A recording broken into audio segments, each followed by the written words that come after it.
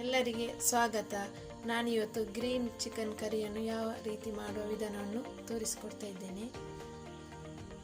ಇದು chicken 3/4 kg ಅಷ್ಟು, ಸ್ವಲ್ಪ ಕಾಯಿ ಮೆಣಸು ಅಷ್ಟು ಬೇಕಷ್ಟು, ಒಂದು ನೀರುಳ್ಳಿ, ಒಂದು ಟೊಮೆಟೊ, ಸ್ವಲ್ಪ ಬೆಳ್ಳುಳ್ಳಿ, ಸ್ವಲ್ಪ ಶುಂಠಿ, ಅರ್ಧ ಕಪ್ಪು ಮೊಸರು, ಒಂದು 2 ಚಮಚ ಕೊತ್ತಂಬರಿ, 1/4 ಚಮಚ ಕರಿಮೆಣಸು, ಸ್ವಲ್ಪ ಬಡಸೊಪ್ಪು, ಸ್ವಲ್ಪ ಲವಂಗ, ಸ್ವಲ್ಪ ಕೆತ್ತೆ. ಯಾಕೆಂದರೆ ನಾನು ಗರಂ ಮಸಾಲೆ ಹುಡಿಯನ್ನು ಯೂಸ್ ಮಾಡ್ತಿಲ್ಲ, ಅದಕ್ಕೋಸ್ಕರ ಇದಾಗ್ತದೆ.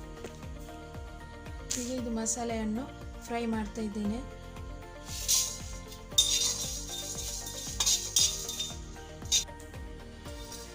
ಇದೀಗ ರೆಡಿ ಆಯಿತು.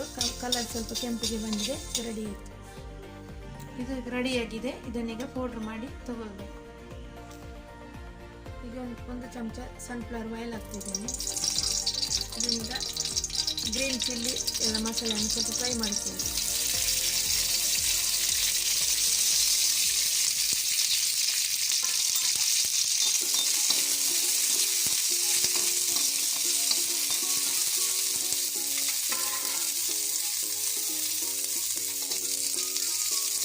ಇದಿಷ್ಟು ಕಾಯಿವರೆಗೆ ಸ್ವಲ್ಪ ಫ್ರೈ ಮಾಡಬೇಕು.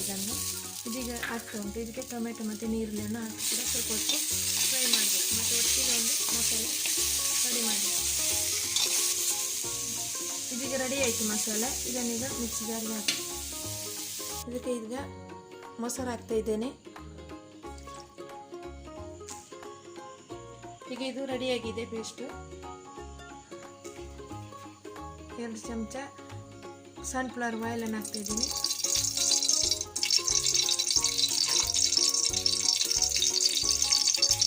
ಕರಿಬೇವು, ಸ್ವಲ್ಪ ಜೀರು ಹಾಕಿದ್ದೀನಿ. ಇದು ಫ್ರೈ ಮಾಡಬೇಕು. ಈಗ ಚಿಕನ್ ಹಾಕ್ತಾ ಇದ್ದೇನೆ. ಇದೀಗ ರೆಡಿ ಆಯಿತು.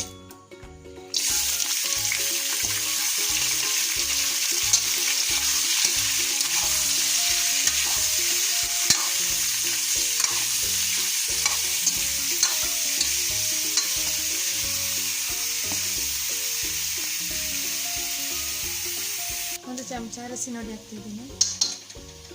2 ಸ್ಪೂನು ಸಾಲ್ಟ್,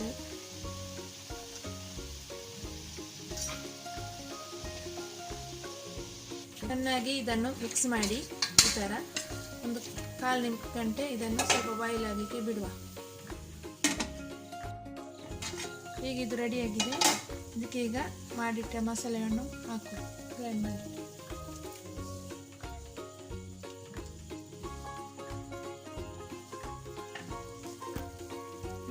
ಮಸಾಲೆ ಎಲ್ಲ ಹುಡಿಯನ್ನು ಕೂಡ ಅದನ್ನು ಹಾಕುವಾಗ ಮಾಡಿ.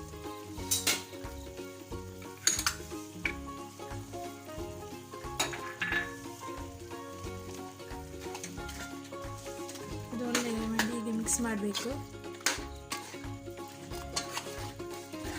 ಯಾಕೆಂದರೆ ಇದು ಮಸಾಲೆಯನ್ನು ಫಸ್ಟ್ ಫ್ರೈ ಮಾಡಿ ಮಸಾಲೆ ರೆಡಿ ಮಾಡಿದಲ್ಲ, ಆ ಥರದಲ್ಲಿ ಲಾಸ್ಟಿಗೆ ಕೂಡ ಹಾಕಬೇಕು. ಈ ಥರ ಏನು ಸ್ಮೆಲ್ ಬರೋದಿಲ್ಲ.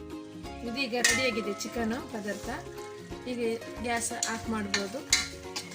ಒಳ್ಳೆ ಚೆಂದಾಗಿ ರೆಡಿಯಾಗಿದೆ. ಚಿಕನ್ ಕರಿ ರೆಡಿಯಾಗಿದೆ. ಇದರ ಚಪಾತಿ ಒಟ್ಟಿಗೆ ಒಳ್ಳೆ ಆಗ್ತದೆ. ಇದು ರುಚಿ ಆಗ್ತದೆ. ಅನ್ನದೊಟ್ಟಿಗೆ ಕೂಡ ರುಚಿ ಆಗ್ತದೆ. ಒಳ್ಳೆ ರುಚಿಯಾದ ಪದಾರ್ಥ ಗ್ರೀನ್ ಚಿಕನ್ ಕರಿ.